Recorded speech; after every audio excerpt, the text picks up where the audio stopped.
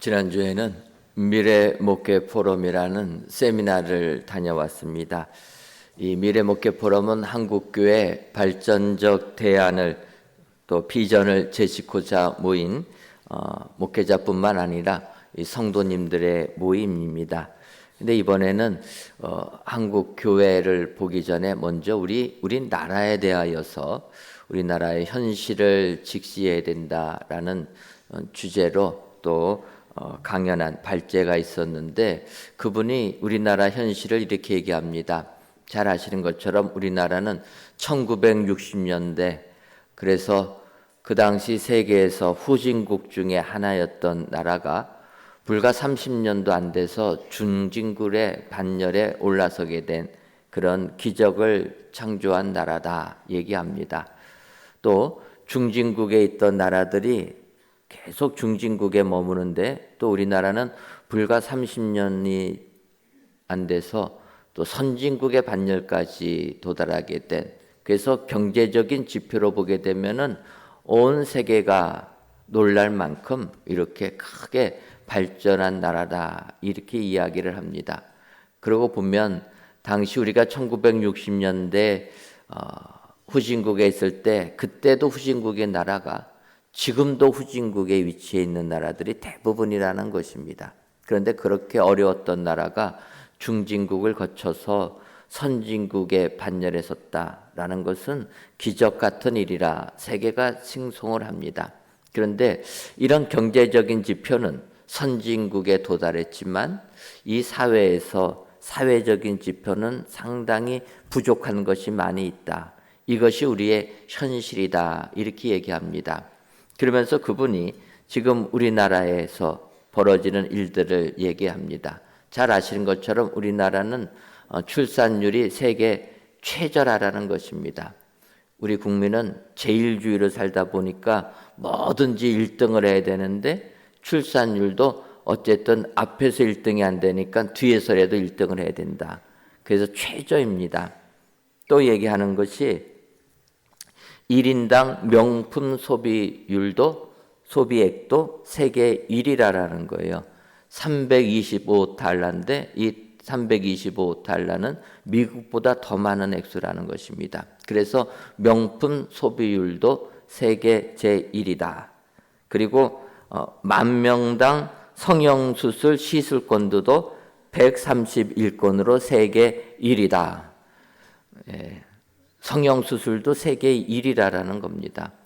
그러니까 어떤 분들은 나도 했는데 그러는데, 여러분들을 뭐라고 하는 건 아닙니다. 왜냐하면 나이가 들면은 피부가 처져가지고 눈도 자동으로 잠기고, 이런 분들은 성형을 해야 됩니다.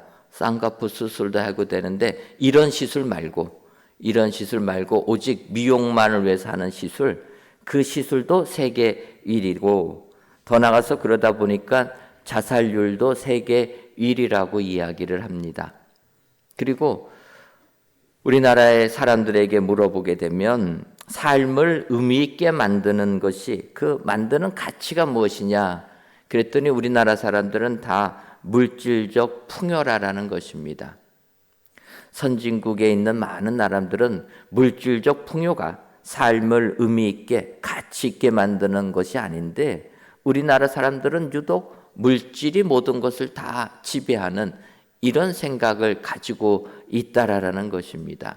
그래서 이것이 우리의 현실이다 이야기합니다. 이런 데이터를 보게 되면 정말 우리나라 사람들은 다 자기 위주의 삶을 산다라는 것을 느끼게 됩니다. 그러니까 내가 중심이 되어서 젊은 사람들이 결혼도 안 하려고 합니다. 또 결혼해도 자녀들을 안 낳으려고 합니다. 또 내 자신을 위하여서 명품 있어야 된다라는 거예요. 형편이 안 돼도 명품 있어야 되고, 내 자신을 위하여서도 성형시술 해야 된다라는 것입니다. 그래서 그런 여건들이 안 되면 우울증에 걸리고 결국은 극단적 선택까지 한다라는 것입니다. 다 자기 위주의 삶을 살다 보니까 지금 우리나라의 현실이 이런 참 암담한 현실 속에 사회적인 문제가 대두하고 있다 이야기를 합니다. 그런데 그 발제를 들으면서 이런 것은 우리뿐만 아니라 2000년 전에 사도 바울도 마찬가지다 이런 생각을 해보았습니다. 우리가 잘 아는 대로 사도 바울 길리기아 다소에서 태어났습니다. 유대인임에도 불구하고 그는 태어날 때부터 로마 시민권자였습니다. 바꿔 말하면 그는 태어날 때부터 좋은 가문에서 우리가 말하는 금수저 물고 태어났다라는 것입니다. 그런 사도 바울이 예루살렘으로 유학을 갑니다. 그래서 당대 최고의 율법학자인 가말리알의 제자로 들어가게 되었다라는 것입니다. 그러니까 이 모습을 보게 되면 참 세상 불공평하다 이런 생각 들지 않습니까? 집안이 좋으면은 머리라도 나빠야 되는데 그래야지 우리 같은 사람이 비집고 갈 때가 있지 않습니까? 그런데 바울 사도를 보면 집안도 좋은데 물질도 많은데 머리까지 좋습니다. 그러니 참 그 바울을 보게 되면 그는 그의 인생이 꽃길만 펼쳐질 것 같은 그런 인생이다 이렇게 얘기합니다. 그래서 그는 열심히 율법을 배우고 공부를 하고 그래서 오히려 예수님 믿는 사람 핍박하는 그 길로 서게 되었다라는 것입니다. 결국은 다메섹에서 예수 믿는 사람 핍박하려고 가다가 다메섹 도상에서 부활하신 주님을 만나게 됩니다. 부활 주님을 만나게 되니까 그의 인생이 180도 달라졌다라는 것입니다. 오늘 본문 고린도전서 15장 8절을 보면 맨 나중에 만삭되지 못하여 난 자 같은 내게도 보이셨느니라.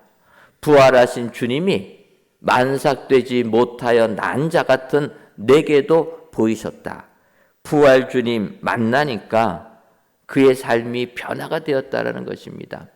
이때 바울은 자기를 그렇게 소개합니다. 만삭되지 못하여 난 자 같은 자기라. 만삭되지 못하였다는 표현은 지금 우리가 쓰는 표현은 팔싹둥이라 이렇게 볼 수가 있습니다. 10달을 채우지 못하여서 먼저 조산한 아이들입니다. 지금 같은 경우는 먼저 조산한 아이들도 인큐베이터 속에서 잘 자라기 때문에 특별히 문제가 되지 않습니다. 그런데 그런 시설이 없었던 2000년 전에는 먼저 태어난 조산아들은 과학적인 치료 시스템이 안 되다 보니까 문제가 발생해서 장애를 갖는 아이들이 많다라는 것입니다. 바울 사도는 부활하신 주님 만날 때 자기는 만삭되지 못하여 난 자 같은 이런 부족한 자에게 부활 주님이 보이셨다, 만나주셨다 이렇게 고백합니다. 그래서 부활 주님을 만난 바울 사도의 삶이 변화가 일어났다라는 것입니다. 깨닫게 되었다라는 것입니다. 그래서 오늘 이 시간 부활 주님을 만난 바울 사도가 무엇을 깨달았는가 살펴보시고 그 깨달음 여러분도 아셔서 믿음 생활 승리하시는 은혜의 모든 성도님들 되시기를 주님의 이름으로 축원합니다. 그렇다면은 부활 주님이 만삭되지 못하여 난 자 같은 바울에게도 보이셨을 때 사도 바울이 깨달은 것은 무엇입니까? 첫째로 그는 자기가 가장 작은 자임을 깨달았습니다. 오늘 본문 고린도전서 15장 9절을 보면 나도 사도 중에 가장 작은 자라 나는 하나님의 교회를 박해하였으므로 사도라 칭함받기를 감당하지 못할 자니라 이렇게 고백을 합니다. 사도 바울이 부활 주님을 만난 다음에 자기 자신을 사도 중에서 가장 작은 자라. 앞서서 말씀드렸지만 바울 사도는 가마리알 문화생에서 율법의 엄한 교육을 받고 하나님께 대하여 열심히 있는 자였다. 그리고 높은 위치에까지 올라간 자였기 때문에 그는 가장 작은 자가 아니라 가장 큰 자였다라는 것입니다. 자기 스스로도 나는 큰 자라 그렇게 느꼈다라는 것입니다. 그런데 부활하신 예수님 만난 다음에는 자기의 시각이 바뀌게 됩니다. 그리고 그의 고백은 나는 가장 작은 자라. 여러분, 행복한 삶을 사는 비결은 자기 자신을 바로 아는 겁니다. 자기 자신을 바로 볼 줄 알아야 된다는 거예요. 그런데 우리들은 그러지를 못합니다. 예를 들면 요즘에 스마트폰이 많이 대중화가 됐습니다. 스마트폰이 대중화가 되다 보니까 어느 때든지 우리는 사진을 찍을 수가 있습니다. 그래서 스마트폰 가지고 내 사진도 잘 찍습니다. 근데 여러분, 스마트폰 가지고 자기 사진 찍었을 때 그 사진에서 내가 멋있게 보입니까? 안 예쁘게 보입니까? 내 사진을 찍고 이렇게 얼짱각도 해가지고 딱 찍었을 때 내가 멋있어 보입니까? 안 멋있어 보입니까? 안 멋있어 보인다라는 거예요. 문제는 아무리 얼짱각도해서 찍어도 내가 나를 봤는데 멋있지가 않습니다. 왜 그렇겠습니까? 사진이 거짓말을 하는 겁니까? 제가 착각 속에서 사는 겁니까? 제가 착각한다는 거죠. 내가 멋있는 줄 알았는데 사진을 찍어보니까 안 멋있습니다. 이거 카메라가 잘못됐구나. 더 업그레이드된 스마트폰 바꿔서 찍어봤자 그 모양이 그 모양입니다. 안 예쁩니다. 문제는 나는 항상 내가 멋있다고 생각했는데 카메라에 찍혀진 내 모습은 멋있지가 않는 겁니다. 그래서 우리는 항상 내가 보는 게 맞다고 생각했는데 내가 내 자신을 잘못 보고 있다라는 거예요. 직시하지 못하고 있다라는 것입니다. 요즘에 이제 100세 시대가 되다 보니까 행복한 노후에 대하여서 사람들이 많이 이야기를 합니다. 어떻게 해야지 행복한 노후를 살 수 있을까? 그런데 많은 사람들이 착각하면서 산다라는 거예요. 특히 남편들이 착각을 한다라는 것입니다. 남편들이 어떤 착각을 하냐면 나는 은퇴하게 되면은 사랑하는 아내와 이제는 여행 다니면서 여생을 마치겠다. 이게 환상이요 착각이라는 겁니다. 왜 그렇습니까? 아내들은 지금까지 남편 돌봐줬는데 이제 은퇴했으면 너 알아서 살아라라는 거예요. 이게 아내들이 원하는 건데 남편은 착각해가지고 아내와 함께 여행을 다닌다. 아내가 원하는 건 여행이 아니라 이제는 자유라라는 겁니다. 근데 그걸 모르고 착각한다라는 거예요. 그래서 일심동체가 아니라 은퇴한 이후에는 이심이체를 인정해라. 이게 얘기하는 겁니다. 다 다르다라는 거예요. 다른 걸 인정해야 된다. 그러면 어떻게 해야지 은퇴한 이후에 가정생활이 행복하겠는가? 그럴 때 그렇게 얘기하라는 거예요. 아내한테 밥 차려달라고 말하지 말라라는 겁니다. 그리고 아내가 외출하면은 어디 가냐고 물어보지 말라라는 거예요. 그래서 아내가 나가면 잘 배웅해 주고 아내가 돌아오면은 또 환영해 주라라는 것입니다. 그러면 그 사이에 시간이 비지 않습니까? 비는 시간에 뭐 하냐? 집 청소하고 할 수 있으면은 음식까지 해놓고 기다리라라는 거예요. 이게 은퇴한 남편들이 해야 될 일이라는 것입니다. 제 얘기가 아니고 제 얘기인 줄 알았습니까? 제 얘기가 아니고 노년학 전문가인 일본 교수님 사토 시니치라는 교수님이 노년학을 연구하면서 쓴 내용입니다. 그러니까 일본이란 나라와 우리나라가 거의 비슷하다. 그런데 노년된 사람들이 이런 착각 속에서 산다라는 거예요. 그래서 자기 자신을 바로 보라라는 겁니다.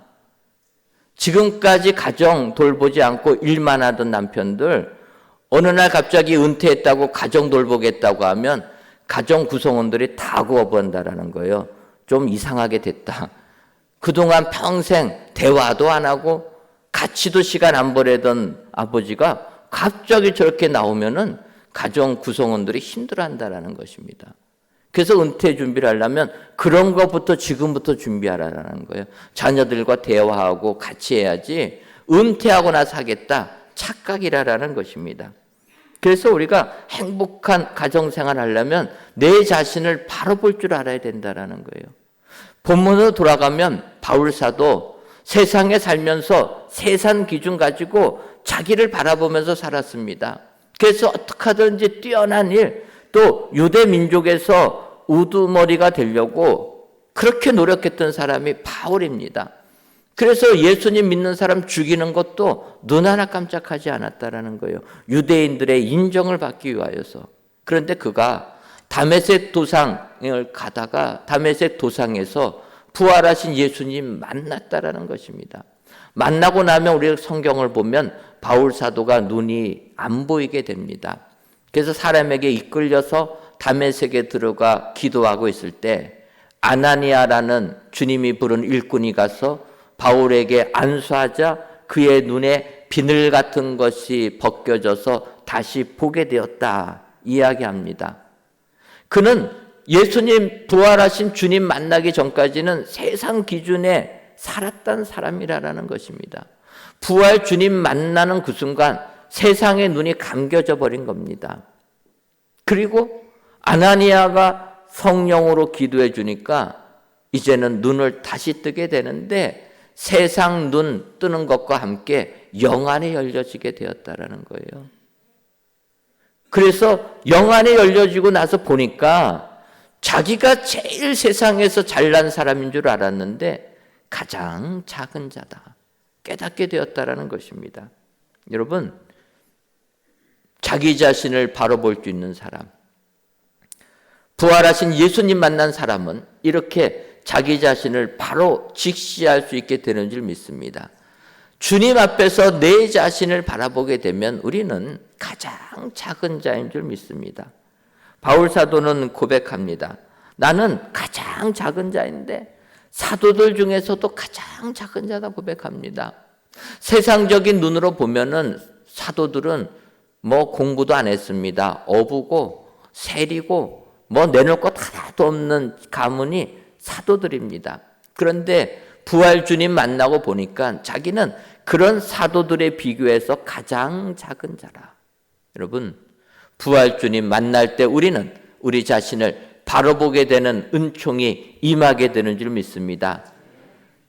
우리 자신을 바로 보게 될 때 우리는 잘 나가는 사람이 아니요, 똑똑한 사람이 아니요, 가장 미련한 자요, 가장 작은 자라. 내 자신을 바로 보게 될 때 하나님께서 들어서 주시는 바울과 같은 위대한 신앙인들이 다 될 줄 믿습니다. 오늘 이 예배를 들으시는 저와 여러분들이 부활 주님 만나셔서 내 자신은 가장 작은 자라 주님 앞에 고백하심으로 주님이 들어서 주시는 은혜의 모든 일꾼들 되시기를 주님의 이름으로 축원합니다. 다음으로 부활 주님을 만났을 때 우리는 이 모든 것이 하나님의 은혜임을 깨닫게 됩니다. 고린도전서 15장 10절을 보면 그러나 내가 나된 것은 하나님의 은혜로 된 것이니 내게 주신 그의 은혜가 헛되지 아니하여 내가 모든 사도보다 더 많이 수고하였으나 내가 한 것이 아니요 오직 나와 함께 하신 하나님의 은혜로라. 10절 보면은 하나님의 은혜라는 표현이 3번씩이나 나오게 됩니다. 근데 시작하는 부분에 내가 나된 것은 하나님의 은혜로 된 것이니 이렇게 얘기합니다. 내가 나된 것은 오직 하나님의 은혜라는 거예요. 그런데 세상에 사는 사람들은 내가 나된 것은 나의 능력이요, 나의 의지요, 나의 노력이요, 나의 힘이라고 얘기한다라는 것입니다. 세상 기준을 보게 되면 내가 나되는 것은 내가 나를 얼마나 훈련시키고 연습시키고 공부시키고 하면 된다라는 겁니다. 그래서 지금도 우리나라 청소년들 사당 오락이란 말 때문에 밤새워가면 공부하는 것 아닙니까? 4시간 자면 대학에 합격하고 5시간 자면 대학에 떨어진다라는 겁니다. 사실 청소년기는 육체가 성장할 나이입니다. 그래서 우리가 아는 대로 뭐 중고등학교 때 남자아이들 보면은 여름방학 한 달에 뭐 10cm씩 자라지 않습니까?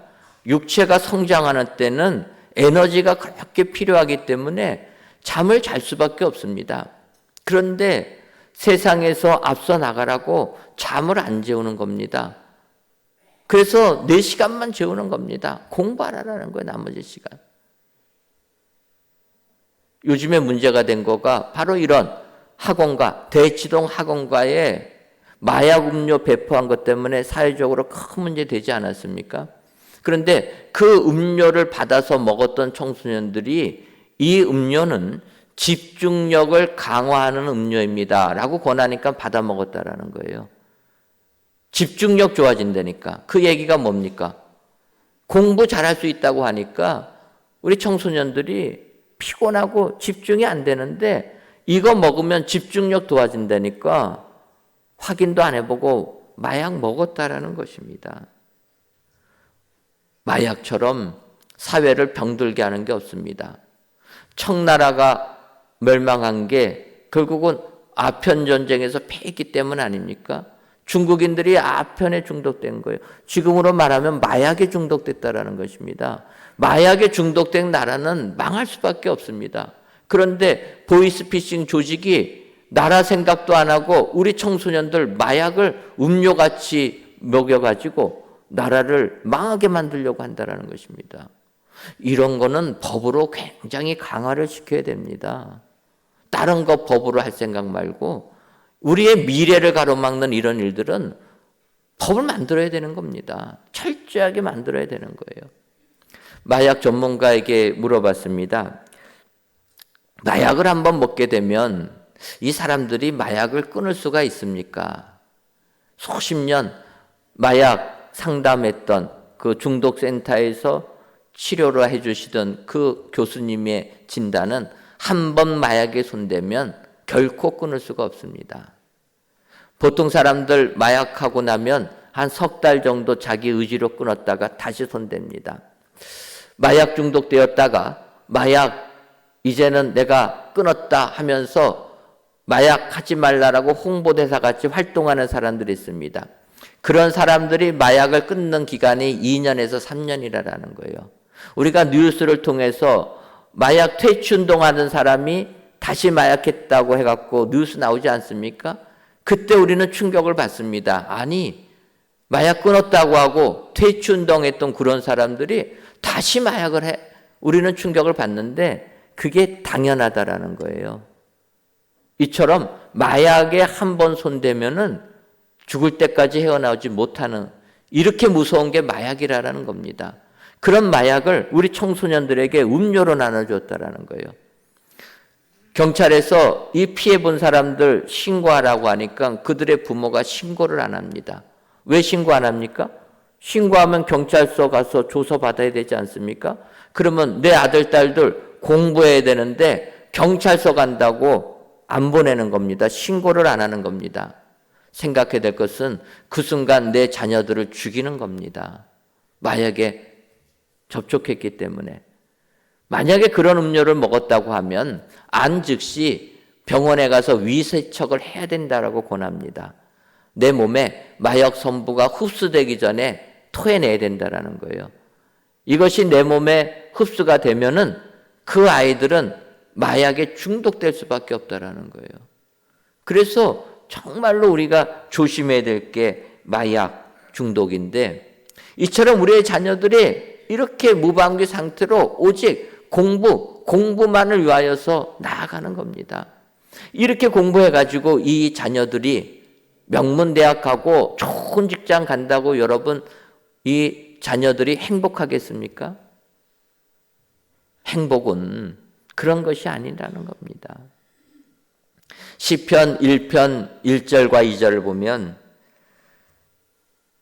복 있는 사람은 악인들의 꾀를 따르지 아니하며 죄인들의 길에 서지 아니하며 오만한 자들의 자리에 앉지 아니하고 오직 여호와의 율법을 즐거워하여 그의 율법을 주야로 묵상하는도다. 이렇게 고백합니다. 1절을 보면 복 있는 사람은 이 복은 하나님께서 우리에게 복 주시는 그게 아니라 행복입니다. 우리가 노력해서 얻을 수 있는 행복함. 그 행복함이 뭐냐? 이런 행복을 얻어서 누리려면은 악인의 꾀 따르지 말아야 된다라는 것입니다. 죄인의 길 서지 말아야 된다. 그리고 오직 여호와의 율법을 즐거워하여 그 율법을 주야로 묵상하는도다. 하나님과 동행하는 사람이라는 겁니다. 이 사람이 행복한 사람이라. 바울 사도는 부활하신 주님 만나고 나니까 그제서야 그의 인생을 바뀌게 됩니다. 내가 잘나서 내 모습 이런 줄 알았는데 주님 만나고 나니까 오직 하나님의 은혜였다. 나의 나된 것은 하나님의 은혜라는 것입니다. 이런 사람이 주께서 들어서 주시는 위대한 신앙인이 되는 줄 믿습니다. 세상은 다 내가 잘나서 살지만 부활주님 만난 사람들은 오직 하나님의 은혜라. 이런 고백, 오늘도 부활주님 만나셔서 나의 나된 것은 오직 하나님의 은혜라. 이런 고백하셔서 주님의 위대한 도구로, 일꾼으로 사용받으시는 저와 여러분들 되시기를 주님의 이름으로 축원합니다. 마지막으로 부활 주님을 만난 사람은 복음 전파자임을 깨닫게 됩니다. 오늘 본문 고린도전서 15장 11절을 보면 그러므로 나나 그들이나 이같이 전파하매 너희도 이같이 믿었느니라 이렇게 이야기합니다. 먼저 앞부분을 보면 나나 그들이나 이같이 전파하매 바울 사도나 또 예수님의 제자들이나 다 이같이 전파했다. 똑같은 복음을 전파했다라는 것입니다. 여러분, 복음이란 게 무엇입니까? 복음은 예수님의 생애입니다. 예수님의 삶인데 그 예수님의 삶은 구약 성경에서부터 예언한 말씀. 그래서 예언에 의해서 주님이 태어나시고 예언에 의해서 사역을 감당하시고 예언에 의해서 십자가에 못 박혀 돌아가시고 예언에 의해서 부활하시고 승천하시고 다시 오시겠다. 성경대로 이루어진 예수님의 생애, 이것이 복음이라는 것입니다. 그래서 바울 사도는 고린도전서 15장 3절 하반절부터 4절에 이는 성경대로 그리스도께서 우리 죄를 위하여 죽으시고 장사 지낸 바 되셨다가 성경대로 사흘 만에 다시 살아나사 그리스도께서 우리 죄를 위하여 죽으시고 다시 부활하셨다. 이게 복음 아닙니까? 우리 죄를 대신 지시고 돌아가셔서 우리는 이 예수님을 믿기만 하면 구원의 은혜를 받는다. 이것이 복음이라는 거예요.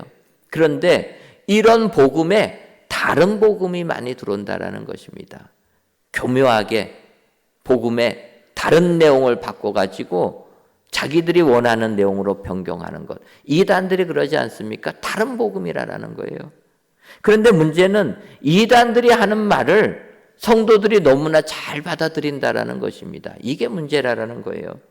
고린도후서 11장 4절을 보면 만일 누가 가서 우리가 전파하지 아니한 다른 예수를 전파하거나 혹은 너희가 받지 아니한 다른 영을 받게 하거나 혹은 너희가 받지 아니한 다른 복음을 받게 할 때에는 너희가 잘 용납하는구나.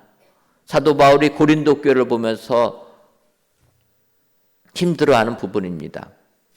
다른 복음을 전하는데도 그 복음을 구별하지 못하여서 용납한다라는 거예요. 우리는 복음을 바로 알아야 될 줄 믿습니다. 구별할 줄 알아야 된다라는 거예요. 어제도 제자학교를 통해서 또 이단 상담소 소장님이 얘기를 해 주십니다. 그런데 이단들은 자꾸 다른 얘기들을 하는데 다른 얘기 들을 필요가 없다라는 거예요. 이단을 잘 분별하려면 교회에서 가르쳐주는 말씀을 바로 알면 그러면 다른 얘기하는 거는 다 틀렸다라는 걸 알 수 있다라는 거예요. 내가 이단이 어떤 얘기하는지 궁금해서 그거 가서 하다 보면 거기에 빠지기 쉽다라는 것입니다. 하나님의 말씀에 먼저 바로 알게 되면 다른 복음 말하는 걸 구별할 수 있다라는 거예요. 그래서 우리는 항상 하나님의 이 진리의 말씀, 성경의 예언대로 나오는 이 말씀을 먼저 잘 배워야 된다라는 것입니다. 바울 사도는 갈라디아서 1장 7절과 8절에서 다른 복음은 없나니 없다라는 겁니다. 다만 어떤 사람들이 너희를 교란하여 그리스도의 복음을 변하게 하려 합니다. 복음을 변하게 만든다라는 것입니다. 그러나 우리나 혹은 하늘로부터 온 천사라도 우리가 너희에게 전한 복음 외에 다른 복음을 전하면 저주를 받을지어다. 바울이 이렇게 선포합니다. 다른 복음을 전하면 저주를 받게 된다. 저주는 파멸로 넘어가는 걸 의미하는 겁니다. 망하게 된다라는 거예요. 우리도 천사라 할지라도 다른 복음을 전하면 망할 것이다 선포하는 겁니다. 그래서 우리는 항상 복음 안에 거해야 될 줄 믿습니다. 그래서 바울 사도도 다메섹 도상에서 주님 만난 다음에 이방인의 사도가 돼 열심히 복음을 증거할 때 예루살렘에 돌아와서는 사도들과 교제를 합니다. 그러면서 사도들이 주님으로부터 받은 복음, 내가 전해 들은 복음의 말씀이 맞나 안 맞나 확인한다라는 거예요. 그래서 그들은 동일한 복음을 전했다. 나나 그들이나 이같이 똑같은 복음을 전했다. 이 동일한 복음을 알고 그래서 그 동일한 복음 속에 거하는 것이 복인 줄 믿습니다. 이렇게 복음을 아는 사람은 그 다음에 나는 이 복음의 전파자임을 깨닫게 되었다라는 것입니다. 바울 사도가 부활하신 주님 만난 다음에 복음을 깨닫게 되고 복음을 깨달으니까 그 다음에 복음을 전파하는 증거자의 삶을 살게 되었다. 오늘 성경이 이야기합니다. 그래서 우리도 이러한 복음 증거자의 삶을 살아야 될 줄 믿습니다. 예수님께서 부활하시고 승천하시기 전에 마지막으로 제자들에게 명령하십니다. 마가복음 16장 15절을 보면 또 이르시되 너희는 온 천하에 다니며 만민에게 복음을 전파하라. 주님의 마지막 말씀이십니다. 우리가 잘 아는 마태복음 28장 19절과 20절을 보아도 그러므로 너희는 가서 모든 민족을 제자로 삼아 아버지와 아들과 성령의 이름으로 세례를 베풀고 내가 너희에게 분반 모든 것을 가르쳐 지키게 하라. 볼지어다 내가 세상 끝날까지 너희와 항상 함께 있으리라 하시니라. 예수님의 마지막 대명령입니다. 지상을 이 땅을 살아가는 지상 명령으로 우리에게 주신 말씀은 너희는 가서 모든 족속으로 제자를 삼아 세례를 베풀고 내가 분부하는 것을 가르쳐서 지키게 하라. 이것이 우리에게 주어진 사명이라는 것입니다. 부활 주님 만난 제자들에게 주님이 하신 말씀입니다. 그렇다면 오늘 이 시간 우리가 부활 주님 만났다면 복음을 알고 이 복음을 세상에 증거하는 삶을 살아야 될 줄 믿습니다. 내 가정에서부터 내 직장에서부터 내가 만나는 사람들에게 복음을 증거할 때 하늘의 놀라운 역사가 우리에게 임하게 될 줄 믿습니다. 오늘도 사도 바울이 부활 주님 만났을 때 깨달았던 것들, 여러분들 그 깨달음이 나의 깨달음이 되어서 오늘도 주님을 위하여 충성하시는 저와 여러분들 되시기를 주님의 이름으로 축원합니다. 기도하겠습니다. 하나님, 오늘도 귀하고 복된 날을 허락하셔서 성전에서 또는 각 예배 초소에서 귀한 예배를 드리게 하시니 감사합니다. 이 예배를 흠양하여 주옵시고 모든 예배자들을 위해 하나님의 은혜가 충만하게 하여 주옵소서. 이 시간 만삭되지 못하여 난 자 같은 내게도라는 제목으로 말씀을 주시니 감사합니다. 바라기는 만삭되지 못하여 난 자 같은 내게도 부활 주님이 보이시게 되면 우리는 가장 작은 자임을 깨닫게 되고 나의 나된 것은 오직 하나님의 은혜임도 깨닫게 되며 복음 전파자임도 깨닫게 됨을 알아 이런 복된 삶을 살아 세상 승리하는 우리 모두가 되게 하여 주옵소서. 예수님의 이름으로 기도하옵나이다. 아멘.